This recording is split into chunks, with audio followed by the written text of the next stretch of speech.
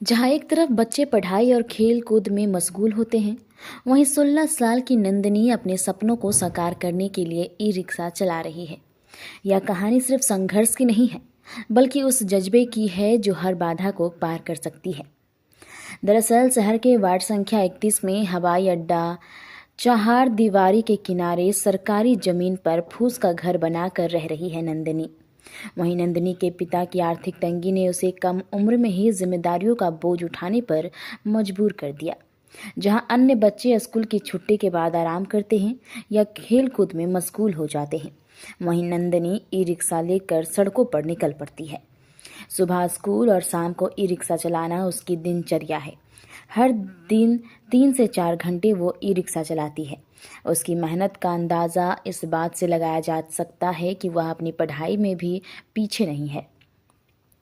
नंदिनी कहती है कि मेरे पास समय कम है, लेकिन सपने बड़े हैं। नंदिनी बताया कि पिता पर कर्ज का बोझ है। मेरे परिवार में 4 बहन और 1 भाई है। घर भी नहीं है, सरकारी ज़मीन पर रहती हूँ। घर के खर्च को बांटने और अपनी पढ़ाई को पूरी करने के लिए ई रिक्शा चलाना ज़रूरी है। उसने बताया कि पढ़ लिख कर वो अधिकारी बनना चाहती है। गौरतलब हो कि वो शहर के गर्ल्स हाई स्कूल में 11वीं कक्षा में पढ़ाई करती है। ई रिक्शा चलाना उसके लिए सिर्फ एक काम नहीं, बल्कि परिवार की मदद का जरिया है। हालांकि यह काम आसान नहीं। कई बार उसे ताने सुनने पड़ते हैं, जो कभी यात्रियों की बदतमीजी का सामना भी करना पड़ता है, लेकिन वह हर मुश्किल को मुस्कुरा कर पार कर जाती है। वहीं नंदिनी के पिता ने बताया कि वो अक्सर बीमार रहते हैं और मजबूरी की वजह से उनकी बच्ची कुछ समय के लिए ई रिक्शा चलाती है। वहीं नंदिनी की कहानी आज उसके आस पड़ोस के लोगों के लिए प्रेरणा बन गई है। उसकी लगन और मेहनत को देखकर कुछ लोग उसकी मदद के लिए भी आगे आए।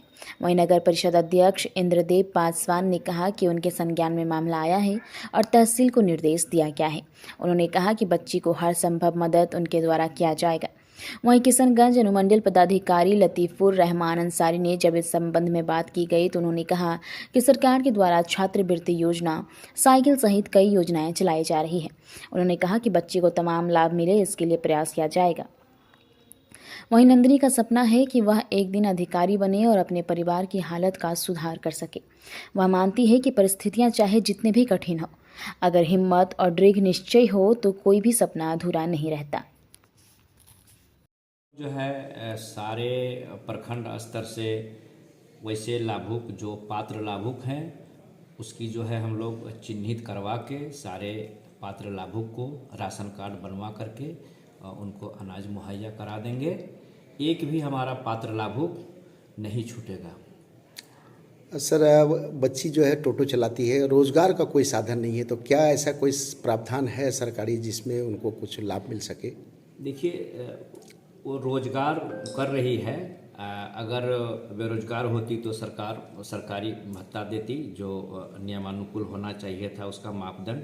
लेकिन आप कह रहे हैं कि लड़की पढ़ाई कर रही है, तो लड़की जब पढ़ाई कर रही है तो विभागीय स्तर से जो भी नियम है उसके अनुसार काम होगी। सरकार जो है छात्रवृत्ति योजना, पोशाक योजना, साइकिल योजना, मिड डे मील, सारा चीज़ सरकार के स्तर से जो है देय है और हम लोग आगे इसको और भी बेहतर तरीके से करवाने के लिए हर संभव प्रयास कर रहे हैं। आगे भी प्रयास जारी रहेगा। सर, दिक्कत कहाँ आ रही है कि क्योंकि जो हर चीज़ में जो है राशन कार्ड और आधार कार्ड मांगा जाता है, राशन कार्ड ही नहीं है तो कैसे कर पाएगी? तो ये आधार, देखिए राशन कार्ड जिसका बन गया है कैसे चिन्हित होगा कि इस परिवार से एक व्यक्ति की मृत्यु हो गई है या फिर गलत आदमी का नाम राशन कार्ड में दर्ज हो गया है। देखिए, विभिन्न माध्यमों से अभी कई दिन कबल मुझे इसकी सूचना मिली है। इसकी मैं तस्दीक करा रहा हूँ। तहसीलदार को हमने तस्दीक करने के लिए निर्देश किया है और तस्दीक होते ही हम लोग कोशिश करेंगे जो उसको विधि सम्मत मदद करने का हर संभव प्रयास करेंगे। वैसे लिखित कोई आवेदन हमारे पास अब तक नहीं पहुँचा है, लेकिन इसके बावजूद हम इसकी तस्दीक करा रहे हैं। तस्दीक होते ही कोशिश करेंगे उस बच्ची को पढ़ाई के लिए जो सरकारी स्तर पर नियम संगत होता है तो होगा ही। व्यक्तिगत तौर पर भी मैं उसे मदद करने का हर संभव प्रोत्साहित करने का कोशिश करूंगा। अभी तक उनका राशन कार्ड भी नहीं बन पाया है, तो वो काफ़ी, क्योंकि अगर कुछ राशन कार्ड बन जाता है तो कुछ अनाज मिल पाएगा। दुखद है जो ration one ration one ration, one nation one ration card का प्रावधान भारत सरकार ने बहुत पहले लागू कर दिया गया है और ज़रूरतमंद को कार्ड नहीं बना, यह बहुत चिंता का विषय है। इसे भी देखेंगे और अनुमंडल पदाधिकारी से हम लोग कोशिश करेंगे इस मामले में संज्ञान लेकर त्वरित कार्रवाई हो, ताकि भूखमरी से कोई मरे नहीं, इसकी मुकम्मल व्यवस्था हो सके। धन्यवाद।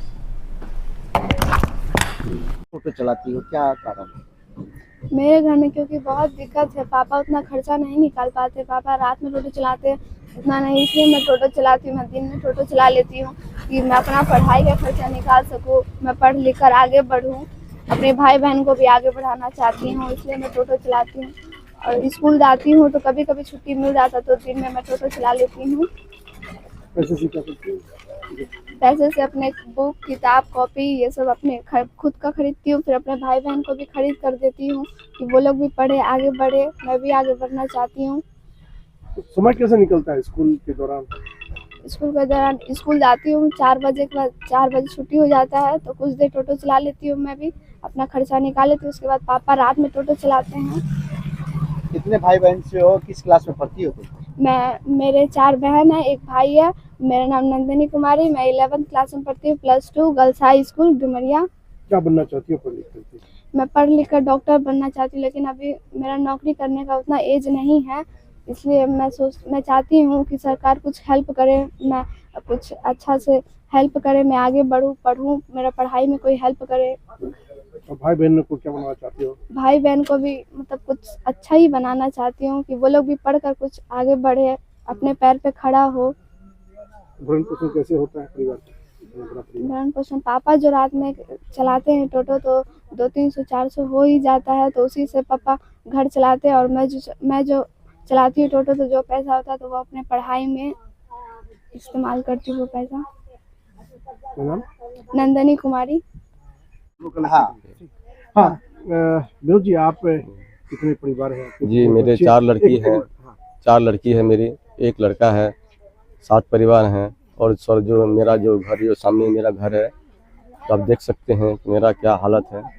तो मैं इसी तरह से अपने लड़कियों को किसी तरह से पढ़ाते हैं, तो स्कूल भेजते हैं, तो आगे जो है हमारा हालत बहुत ख़राब है, बहुत सीरियस में चल रहे हैं, बहुत ही कर्जा है, परेशानी है। तो हम बच्चों को किस तरह से बच्चों को पढ़ाते हैं। आखिर बेटी आपकी टोटो चलाती है, क्या जी, मजबूरी है?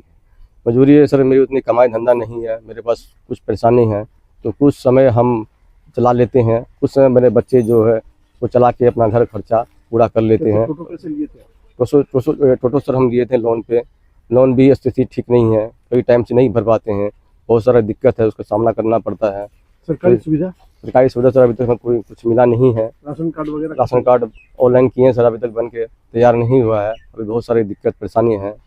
यही जो बात है सर, ये जो आप नगर क्षेत्र में रहते हैं, ये 34 नंबर वार्ड है। जी सर, तो क्या कभी इनके पास नहीं गए? इनके पास सर गए हैं, मुखिया यहाँ के जो वार्ड मेंबर हैं या फिर जो उनसे मिले थे सर, हाँ। वो बोले कि ठीक है ऑनलाइन कर दीजिए, आपका बन के तैयार हो जाएगा। ऑनलाइन कर दिए हैं, अभी तक बन के तैयार नहीं हुआ है। इतने साल 3 साल हो राशन गए, वासन कुछ नहीं मिलता आपको? कुछ नहीं मिलता सर, अभी बहुत सारा दुख परेशानी हमको यहाँ झेलना पड़ रहा है, और वो बहुत सारी गरीबी है यहाँ पर। क्या चाहते क्या है आप? हम चाहते हैं सर सरकार तरफ से कोई मदद मिले, हमारा बच्चा आगे बढ़ सके। उनकी तो हम पढ़ाई करवा नहीं सकते बच्चों को, उतनी मेरे पास कमाई नहीं है। हम चाहते हैं सरकार तरफ से जो हमारा सरकार कुछ हेल्प मिले, मेरे बच्चों को मिले, आगे बढ़े, कोई अच्छा काम करे, भारत सरकार का नाम कमाए, बिहार का नाम कमाए, यही हमारा सोच है। बच्ची जो टोटो चलाती है? जी सर। ताना सुनना पड़ता है? जी जी, होता है। परेशानी तो सर होता है, लेकिन बच्ची हिम्मत मजबूत करके फिर भी चलाते हैं, 2 पैसा कमा के लाते हैं, अपने भाई बहन को पढ़ाते हैं, ट्यूशन पढ़ाते हैं, स्कूल बच्चों को टाइम से लेके जाते हैं, लेके आते हैं। कुछ में समय पे बीमार पड़ जाते हैं तो मेरे बच्चे कुछ आगे जो है अपनी गाड़ी से लेके चले जाते हैं, स्कूल लेके आते हैं, और ट्यूशन भी बच्चों को अपने खुद ही पढ़ाते हैं। कैसे गुजारा कैसे हो पा रहा है? गुजारा तो सर बहुत परेशानी है, क्योंकि उतनी टोटो में उतनी कमाई भी नहीं है। 400 रुपये कमाते हैं, 600 रुपये खर्चा हो जाता है, लेकिन उतने मेरे पास मेंटेन करने का व्यवस्था नहीं है, इसलिए बच्चों को पढ़ाते हैं, और बच्चे भी गाड़ी चला के कुछ पैसे कमा के अपना घर का मेंटेन पूरा करते हैं। क्या नाम हुआ? मेरा नाम सर विनोद कुमार शाह है। हैं? विनोद कुमार शाह है। तकलीफ में है, बहुत इनका परेशानी है, ये लोग के बहुत सहारा मिल जाएगा। आप लोग को दुआ ऊपर वाला का महादेव की दया से तो बहुत आप लोग को मेहरबानी होगा। 5 गो बाल बच्चा है, ये लोग कैसे कैसे एक सन खाता है, एक सन हरिया पलट देता है, जुम्मे न करता है तो कहाँ से बना के खाएगा। तो आपका मेहरबानी है, आप लोग को महादेव की दया सरकार है। से कोई मदद नहीं मिल रहा है? नहीं, आज कुछ राशन नहीं, कार्ड कुछ नहीं है, कुछ नहीं। आप लोग भी कभी कभी मदद करते हैं इन लोगों को? हाँ, पूछ लीजिए, हमने तो बहुत कर रहे हैं, बहुत सहारा दे रहे हैं। बाकी देखिए ऊपर वाला जब सहारा नहीं मिलेगा तो कुछ नहीं होगा। हम कितना देंगे? 4 बच्ची है, फिर शादी हाँ कराना है। हाँ, पढ़ाना लिखाना, शादी ब्याह करना। देखिए चाचा, आप लोग का बहुत दुआ है, लोग को गरीब आदमी का सहारा मिल जाएगा तो आप लोग का बहुत मेहरबानी होगा। क्या नाम आपका? हमारा नाम है तेतरी देवी।